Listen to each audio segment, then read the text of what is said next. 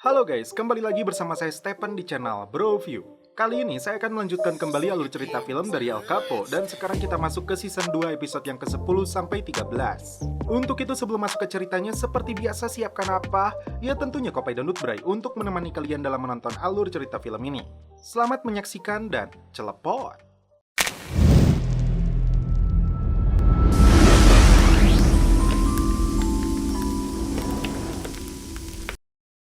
Di awal film, diperlihatkan Arturo sedang bersama Kano dan Cente. Mereka sepakat untuk bekerja sama melawan El Capo yang jelas-jelas telah mengorbankan Arturo kepada pemerintah. Rencana mereka adalah memberi kejutan kepada El Capo di wilayahnya sendiri, yaitu kulikan. Setelah berhasil dibebaskan dari penjara, Quino harus bersembunyi di rumah neneknya demi keselamatan dirinya. Ya sabe cómo es Joaquín. Es mera precaución. Satu el problema. Estoy de acuerdo. Ya bastante hiciste con salirte de tu casa para venir. Nazario menilai bergabungnya Arturo dengan Kano dan Cente jadi masalah besar bagi federasi, yang tujuan semulanya untuk membawa kedamaian dan keuntungan. Karena itu, Nazario dan bos kartel lainnya memutuskan untuk keluar dari federasi dan tidak akan mendukung pihak manapun yang sedang berperang. Tono memberikan laporannya kepada El Capo bahwa sampai saat ini pasukan khusus tidak berhasil menemukan lokasi persembunyian Arturo. Kelompok gangster bersenjata kembali diterjunkan untuk mencarinya. Diceritakan sisi lain dari Conrado yang memiliki hubungan dekat dengan seorang gigolo. Moreno dan anak buah kepercayaannya yang bernama Arturo Meza mendapat pengawalan dari Metrico menuju sebuah perkebunan opium milik ayahnya.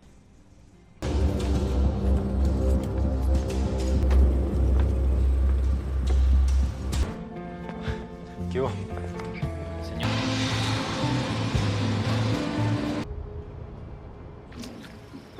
Más chingón que su papá. Se le ve buena gente. Setelah mengambil paket narkoboynya, Moreno menolak untuk dikawal. Dia beralasan pesawatnya tidak akan muat untuk menuju TKT. Kelompok bersenjata Arturo melakukan serangan ke markas El Capo di Kulikan. Beberapa anak buah El Capo dibantai habis di lokasi ini. Capo yang melihat lokasi TKP mendapat sebuah kertas yang bertuliskan seperti ini.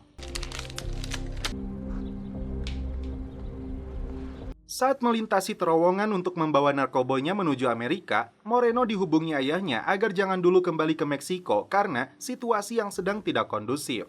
Alhasil, Moreno terpaksa harus standby dulu di Amerika.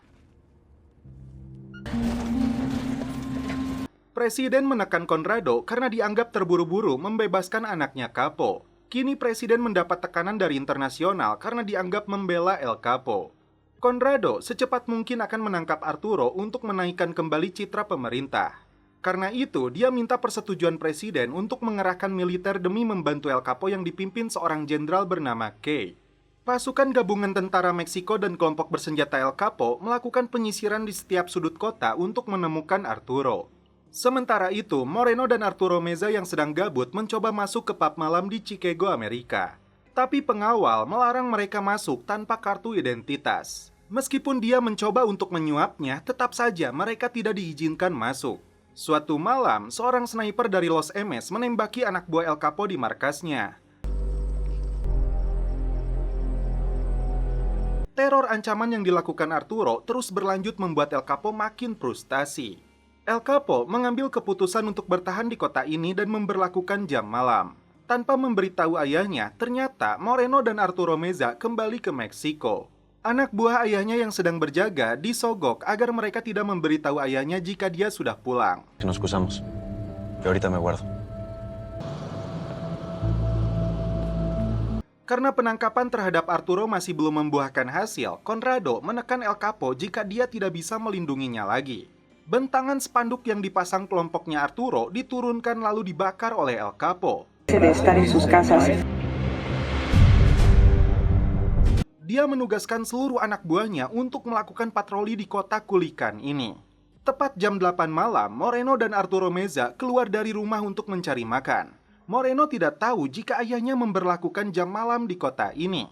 Sementara itu, pasukan bersenjata ayahnya melakukan patroli untuk mencari keberadaan Arturo. Saat Moreno dan anak buahnya ini berhenti di depan rumah makan, mereka langsung menembaki Arturo dan Moreno. Mereka tidak tahu Arturo yang menjadi target adalah Arturo Bernal. ¡Arturo! ¿Dónde? Naas, Moreno terkena tembakan dan saat itu juga dia harus tewas. ¿Qué chingados? ¿Quién habla?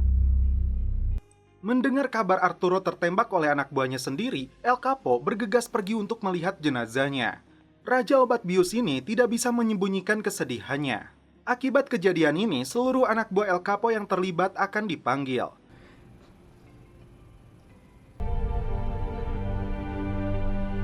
Dan Matriso yang merasa bersalah memilih untuk bunuh diri. Sebagai ibu kandungnya, Graciela menangis histeris setelah mendengar anak satu-satunya itu meninggal dunia. Dia menyalahkan El Capo karena semua ini akibat keserakahannya.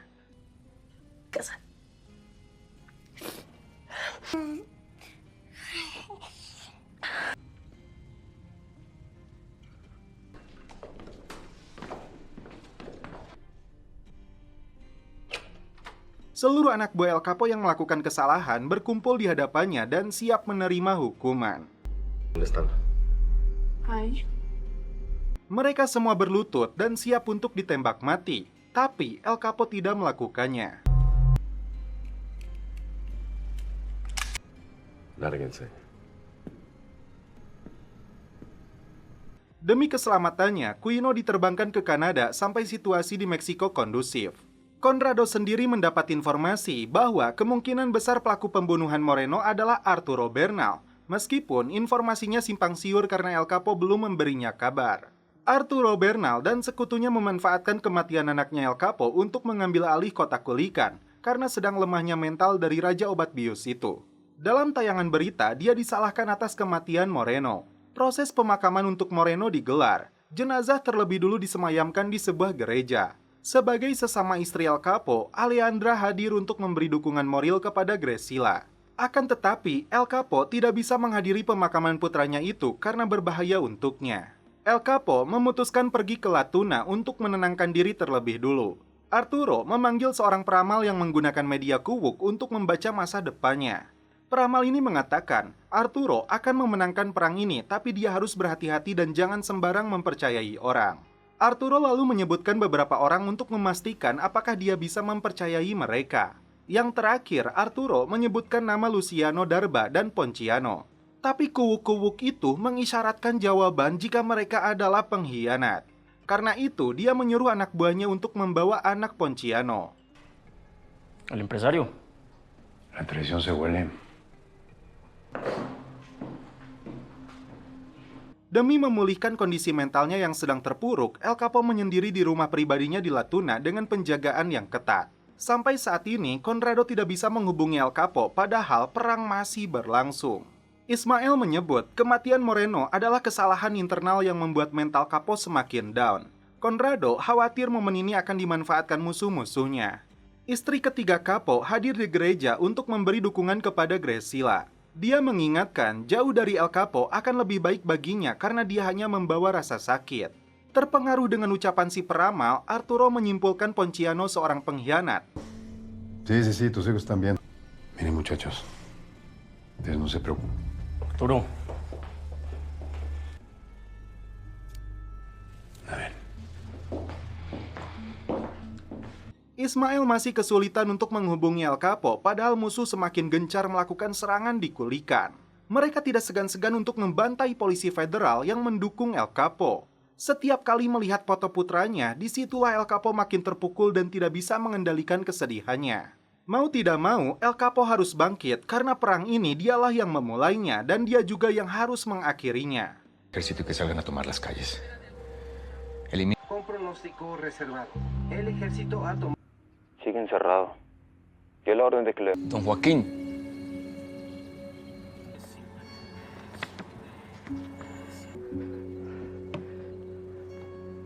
Hoy entierran a mi hijo. No está presionándonos. El Chéntica no... Ponciano meminta Arturo membebaskan anak-anaknya. Dia tunjukkan bukti-bukti jika dia tidak pernah berkhianat kepadanya. ¿No la crees? Arturo, fue un error. Arturo, por favor. Confía en mí. Toko-toko yang menjual mawar merah diborong untuk acara pemakaman Moreno. Seperti perintah El Capo, mawar merah itu dijatuhkan dari atas pesawat. Ismael, hiciste lo que...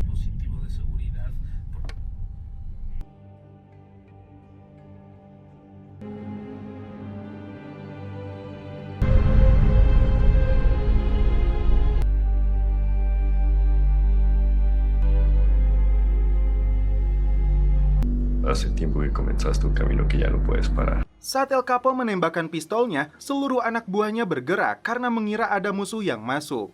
Tapi itu jadi simbol El Capo siap kembali beraksi.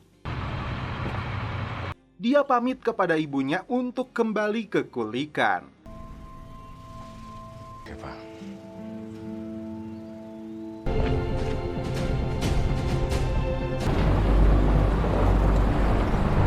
Conrado datang menemui El Capo di Kulikan untuk membahas kembali rencana menghadapi musuh-musuh mereka. Capo meminta Conrado menghubungi DEA untuk mendapatkan sekutu baru dalam perang ini. Scene berpindah ke penjara Colorado, Amerika. Agen DEA yang bernama Manny datang menemui Raziel yang dijebloskan ke dalam penjara ini.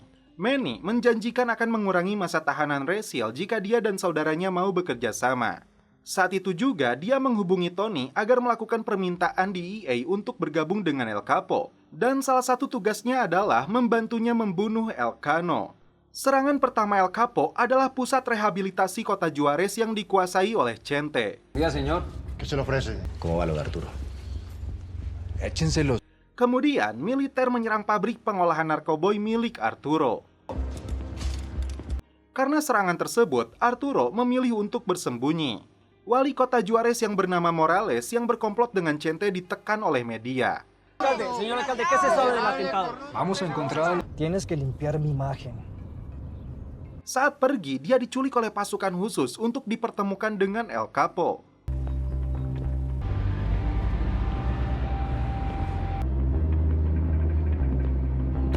Raja narkoboy ini mengancam akan menghancurkan karir politiknya jika dia menolak bekerja sama.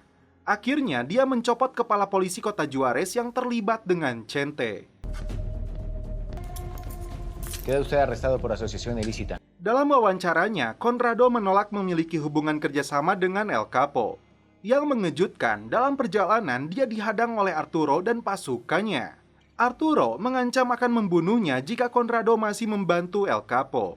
Sebagai bukti ancamannya, dia menembak mati pengawalnya Conrado.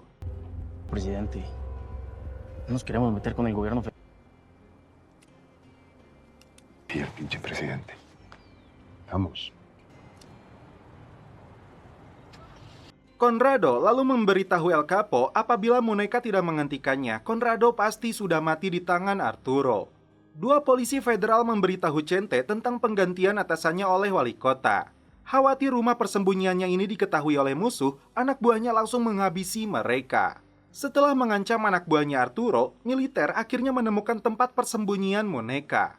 Tangan kanan Arturo ini berhasil ditangkap hidup-hidup sesuai perintah El Capo.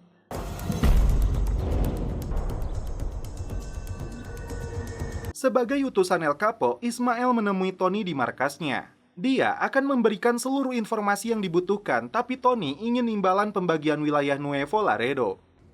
Mitad para cada quien en El Capo berhasil meyakinkan Muneca untuk berpindah haluan kepadanya. Setelah Arturo tertangkap, sebagai imbalannya, Muneca akan menggantikan posisinya. Incluyendo Acapulco. Conrado sendiri meminta persetujuan presiden untuk menerjunkan pasukan tambahan dari Angkatan Laut dalam perang melawan kartel. Pasukan gabungan dari tentara dan kartel El Capo akhirnya diterjunkan ke Nuevo. Anak buah Elcano yang bertugas mengintai langsung melaporkan informasi penyerangan ini. Serangan yang sama dilakukan di kota Juarez. Salah satu rumah persembunyian Chente menjadi sasaran.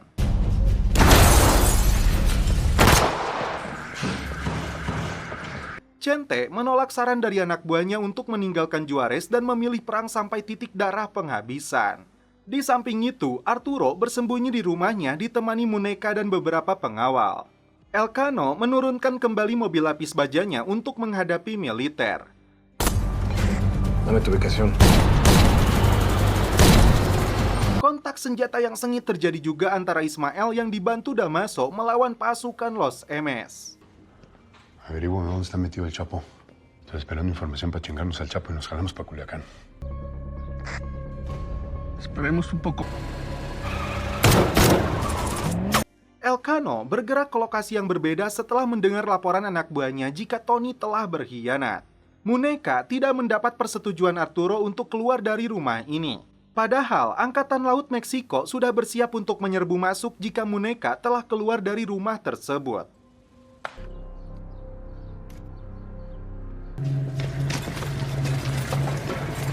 Kewalahan menghadapi Los MS, Tony bermaksud untuk kabur, namun mobil lapis baja Elcano langsung menyeruduknya. Ismael kewalahan menghadapi Los MS yang menerjunkan seorang sniper. Tentara Meksiko sendiri mengalami hal yang serupa menghadapi Los MS. Dan akhirnya, pasukan pribadi El Capo datang memberikan bantuan. Tangan kanan Chente sampai lari terbirit-birit. Hingga akhirnya, para pengawal Chente pergi meninggalkannya. Angkatan Laut Meksiko menerobos masuk ke rumah persembunyian Arturo hingga berhasil menembak bos kartel ini. Ismael sendiri terselamatkan karena datangnya bantuan dari tentara Meksiko. Elcano kali ini benar-benar sudah kehilangan kekuatannya. Tidak ada pilihan, Elcano harus kabur dari Nuevo. Chente yang bermaksud untuk kabur dicegat polisi federal yang melakukan penjagaan. Salga o abrimos fuego. Sebuah mobil forensik digunakan Cano untuk melarikan diri keluar dari Nuevo.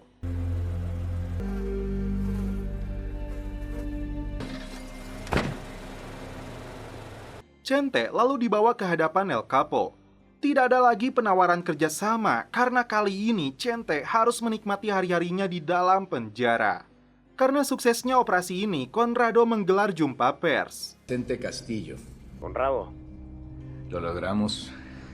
Sedangkan El Capo dan anak buahnya menggelar pesta perayaan. Karena kesetiaannya, El Capo mengangkat posisi Tono sebagai bos Guala de Raja. Di keesokan harinya, Conrado dipanggil oleh ketua partai yang sekaligus mantan presiden Meksiko. Karena posisi jabatan dan citranya di pemerintahan makin menonjol, Conrado akan didebut sebagai kandidat presiden dari Partai Buruh untuk pemilihan selanjutnya. Tapi dia disodorkan bukti foto hubungan pribadinya dengan seorang pria. Tentu saja ini hal yang buruk dan jika Conrado tidak bisa menghentikannya, maka ambisinya untuk menjadi presiden akan gagal. Setelah membantai musuh-musuhnya, kini El Capo menjadi raja narkoboy di Meksiko. Dan setelah itu, film pun berlanjut ke season selanjutnya.